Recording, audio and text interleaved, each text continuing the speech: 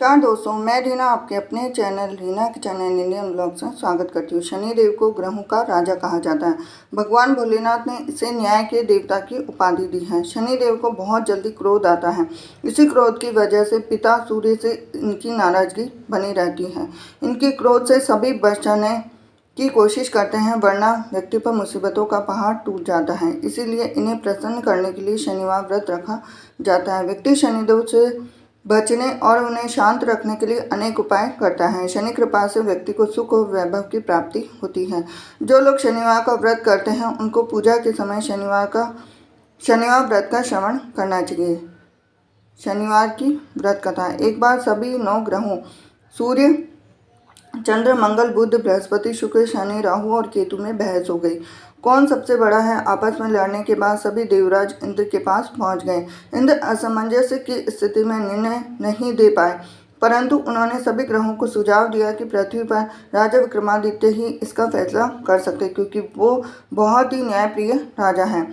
सभी पृथ्वी पर राजा विक्रमादित्य के पास गए और अपने आने का कारण बताया। राजा उनकी समस्या को सुनकर बहुत परेशान हो गए। उनका चिंतित होना लाजमी था, क्योंकि जिसको भी किसी से छोटा बताता तो वही गुस्सा कर जाएगा।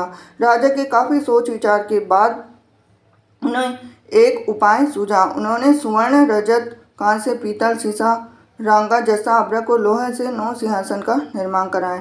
उन्हें उपयुक्त क्रम में रख दिया। सबसे निवेदन किया गया कि क्रमानुसार सिंहासन पर आसन ग्रहण करें। शर्त रखा गया कि जो सबसे अंतिम में सिंहासन पर आसन ग्रहण करेगा वही सबसे छोटा माना जाएगा, जिसकी वजह से शनिदेव सबसे बाद में आसन प्राप्त कर सके और सबसे छोटे कहलाए। क्रोध के आवेश में आकर शनिदेव ने सोचा कि राजा ने यह सब जानबूझकर कर दिया।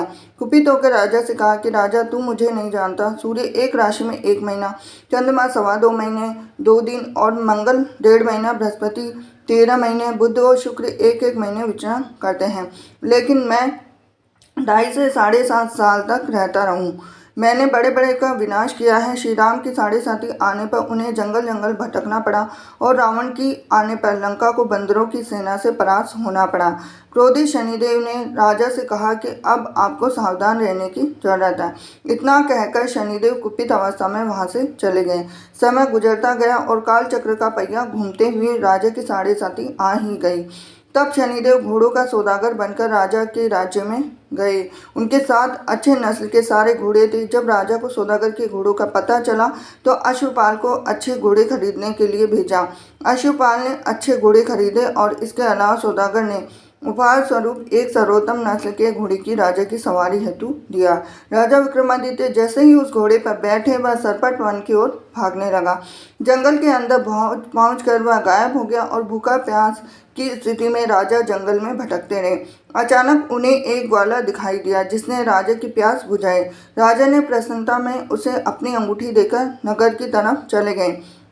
वहाँ एक सेठ की दुकान पर पहुंचकर उन्होंने जल पिया और उनका नाम बीका बताया। भाग्यवश उस दिन सेठ की खूब आमदनी हुई।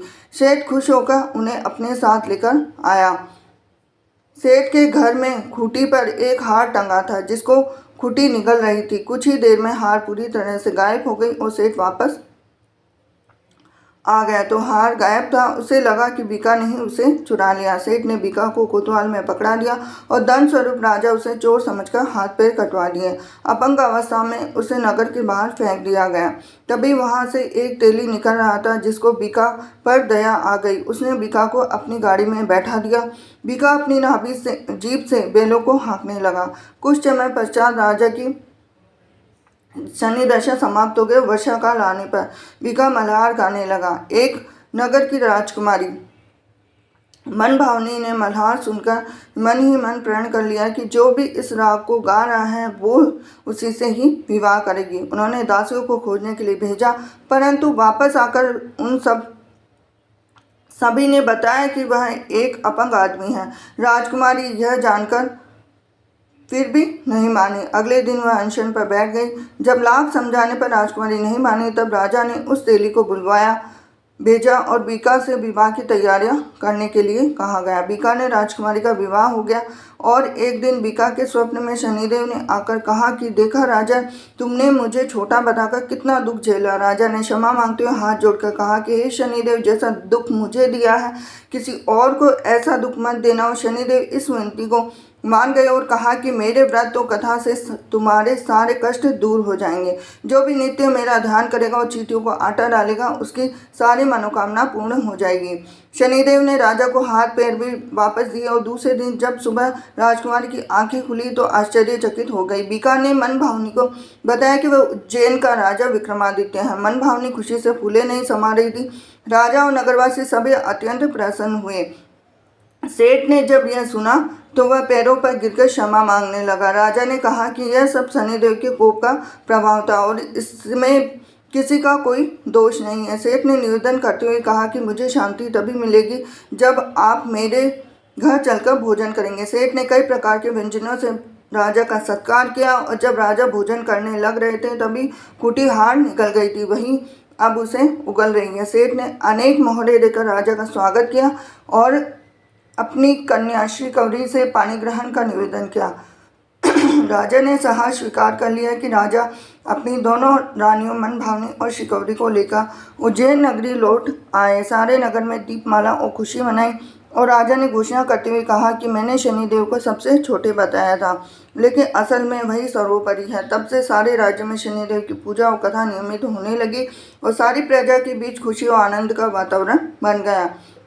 शनिदेव के व्रत की कथा को जो भी सुनता और पढ़ता है उसके सारे दुख दूर होते हैं। तो ये थी आज की शनिदेव की व्रत कथा। हरे कृष्ण।